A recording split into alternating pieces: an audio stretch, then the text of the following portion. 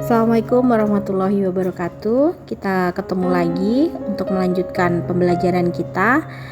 Kita lanjutkan materi kita barisan dan deret, yaitu sekarang kita masuk ke aplikasi barisan dan deret bilangan. Jadi kalau kemarin sudah belajar tentang aritmatika dan geometri, maka sekarang kita akan belajar tentang pengaplikasian barisan dan deret bilangan tersebut. Jadi sekarang perhatikan apa saja yang akan kita bahas dalam pengaplikasian barisan dan deret ini. Yang pertama yaitu tentang pertumbuhan, kemudian peluruhan, kemudian bunga majemuk dan anuitas. Jadi pertumbuhan ini ya, kalau namanya pertumbuhan, tumbuh gitu ya, kata dasarnya berarti nanti nilainya semakin naik atau semakin tumbuh, semakin tinggi. Kemudian kalau untuk peluruhan berarti nilainya menurun. Kemudian ada bunga majemuk dan anuitas. Nah, dalam penjelasan kali ini yang akan kita bahas yaitu 3 dulu untuk pertumbuhan, peluruhan dan bunga majemuk. Sekarang kita masuk ke poin yang 1 yaitu tentang pertumbuhan. Jadi barisan dan deret ini dapat digunakan untuk memudahkan penyelesaian perhitungan pertumbuhan.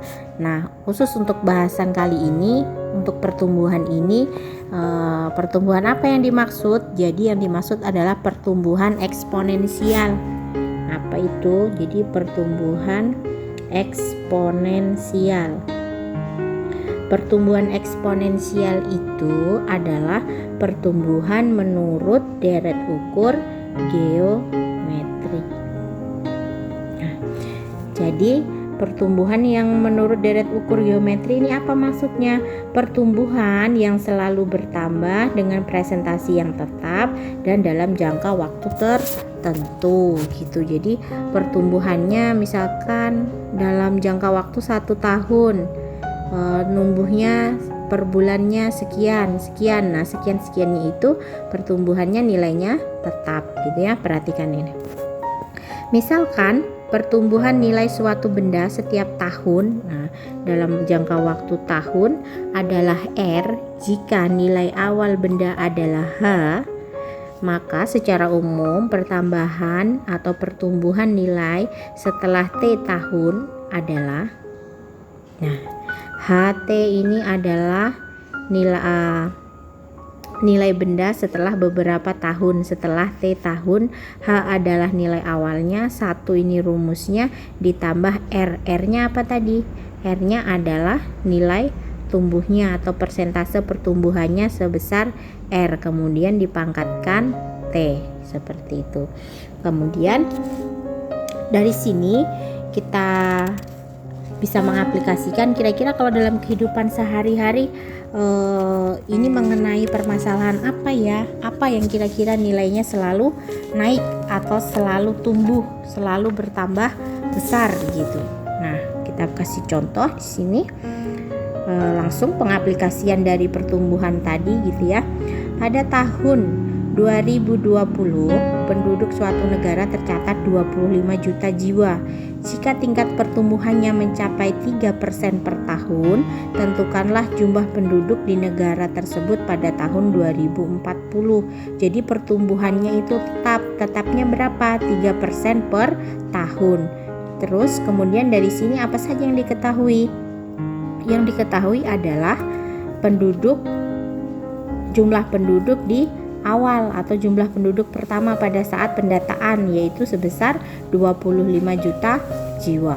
Oke, sekarang kita kerjakan, kita analisis dulu apa-apa saja yang diketahui. Nilai awal gitu ya. Nilai awal tadi sesuai dengan rumus, nilai awal itu sama dengan H. Berapa dia?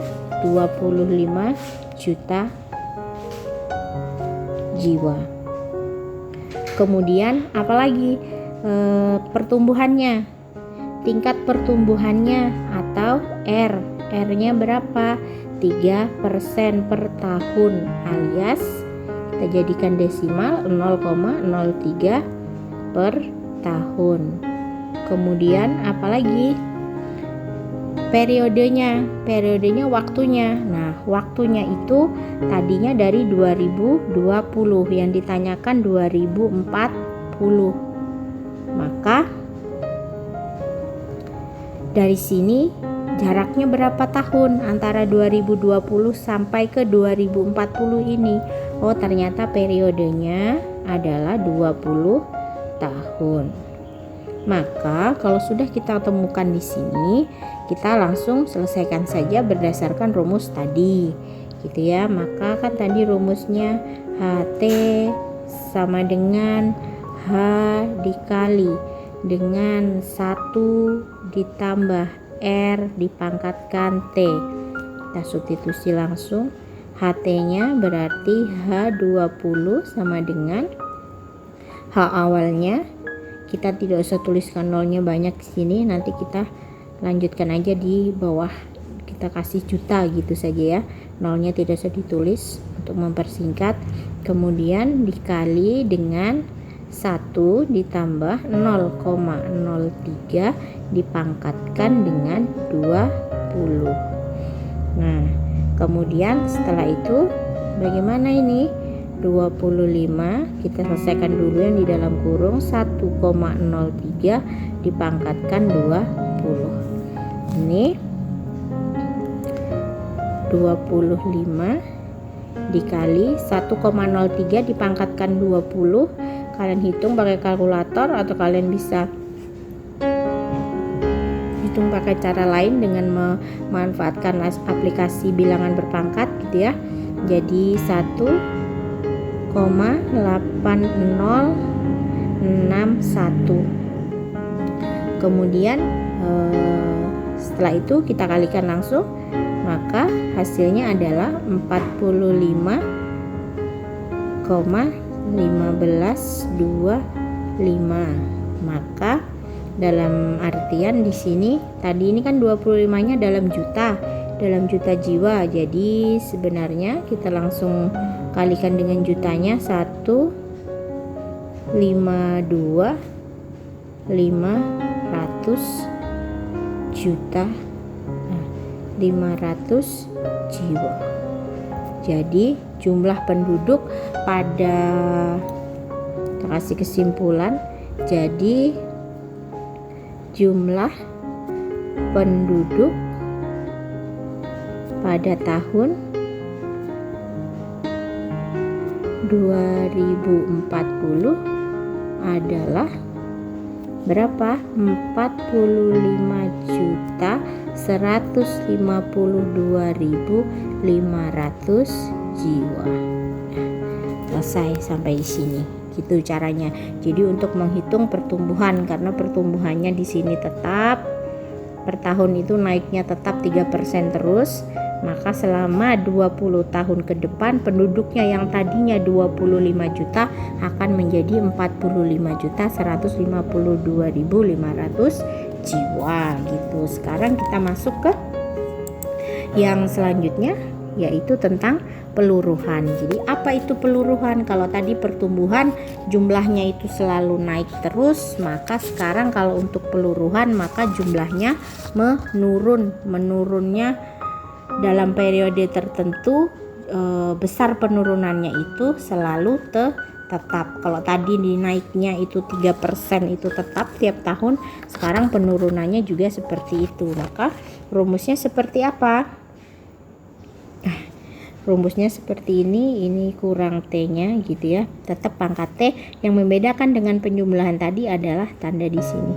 Kalau penjumlahan itu menggunakan tanda tambah, kalau pengurangan berarti pakai kurang seperti itu, atau peluruhan berarti kurang. Nah, dari hanya ini apa? Jadi peluruhan pada periode tertentu, ini jumlah awalnya, kemudian satu rumus dikurangi R. Nah, T-nya adalah periode tertentu, R adalah besarnya peluruhan yang tetap tadi itu. Sekarang kita ke contoh. Diketahui harga beli sepeda motor 15 juta rupiah dan harga jualnya menurun. Oke, masuk akal ya. Pertama belinya 15 juta, kemudian harganya itu menurun sebesar 10% setiap tahun. Tentukan harga jual motor setelah pemakaian selama tahun. Jadi pertama belinya itu 15 juta, tapi per tahunnya nilai jualnya turun 10%. Tahun ini turun 10%, tahun berikutnya turun 10%, terus 10%, seterusnya. Yang ditanyakan setelah dia memiliki atau memakai sepeda ini selama 5 tahun, lalu dijual motornya. Nah, maka berapakah harga jualnya setelah 5 tahun dipakai? Nah, maka yang kita kerjakan terlebih dahulu, kita analisis soalnya seperti biasa. Maka kita dapatkan hanya berapa? Itu harga awalnya 15 juta. Setelah dapat 15 juta harga awalnya, kemudian apalagi tingkat peluruhannya atau R-nya 10%. 10% kita jadikan ke desimal, maka 0,1 per tahun. Kemudian apalagi waktunya atau periodenya, waktunya tadi berapa? 5 tahun. Oke. Kemudian kita tinggal aplikasikan ke dalam rumus yang diketahui. Maka H5 sama dengan, karena ini peluruhan, maka H dikali 1 dikurang R pangkat 5. Betul. Kemudian di sini kita tuliskan 15 juta dikali 1 dikurang R-nya 0,1 dipangkatkan 5. Maka kita selesaikan di sini 15 juta 1 dikurangi 0,1 itu 0 dikali 0,9 pangkat 5. Kemudian setelah itu dipangkatkan dulu 0,9 dipangkatkan 5, hasilnya berapa? Kemudian dikalikan dengan 15 juta. Maka didapatkanlah hasilnya 8.857.500.000 gitu. Nah, dari sini terdapat, jadi nanti setelah 5 tahun, yang pertama belinya itu 15 juta, setelah 5 tahun maka kalau dijual harganya akan menjadi 8.857.500. Baik, sekarang kita masuk ke pokok bahasan yang ketiga, yaitu tentang bunga majemuk. Perhatikan, bunga majemuk adalah bunga yang dihitung atas jumlah pinjaman pokok ditambah bunga yang diperoleh sebelumnya. Jadi kalau tabungannya nggak diambil, bunganya itu ditambahkan ke modalnya. Misalkan kamu menabung 1 juta, kemudian dalam 1 bulan bunganya 20.000, maka nanti bulan berikutnya modalmu menjadi 1.020.000, kemudian itu dikalikan lagi dengan persen bunganya, seperti itu ya. Jadi bunganya akan bertambah lagi, tidak sama gitu. Kemudian selanjutnya, misalkan nilai awal uang modalnya adalah M dan pertambahannya dalam waktu tertentu suku bunga yang berlaku yaitu R, atau biasanya di buku lain itu, atau kalau kalian menemukan dia itu diganti dengan bukan R tapi I, tidak apa-apa, tapi tidak usah bingung. Yang penting kalian tahu maksudnya, yaitu R itu adalah suku bunganya dalam bentuk persen. Nilai uang setelah T periode, T itu berarti lamanya, waktunya nabung berapa tahun, berapa bulan, atau berapa semester, dirumuskan seperti berikut. Oke, sekarang kita ke contoh. Jadi ada modal sebesar 4 juta ditabung dengan suku bunga majemuk 5% per tahun. Tentukan besar modal setelah 4 tahun. Ini tadi Ibu sudah tuliskan.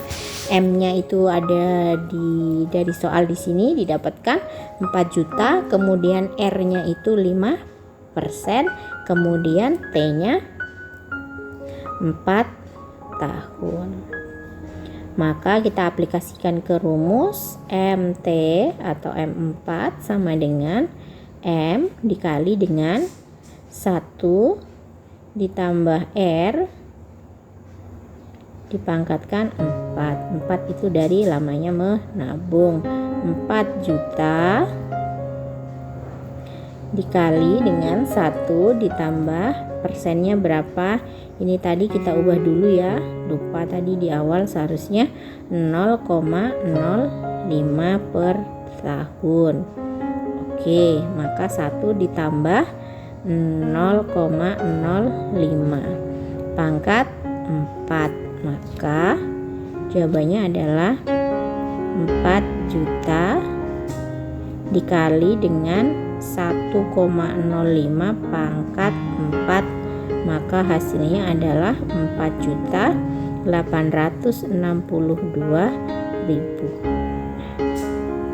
Jadi pertambahannya adalah ini setelah 4 tahun dengan bunga 5% per tahun. Oke, cukup sekian untuk pembelajaran kali ini. Silahkan kalian cari contoh-contoh soal yang lain di buku atau di internet, boleh silahkan. Kemudian aplikasikan ke rumus-rumus yang sudah kalian pahami sebelumnya tentang pertumbuhan, peluruhan, ataupun bunga majemuk. Sekian video kali ini. Terima kasih. Assalamualaikum warahmatullahi wabarakatuh.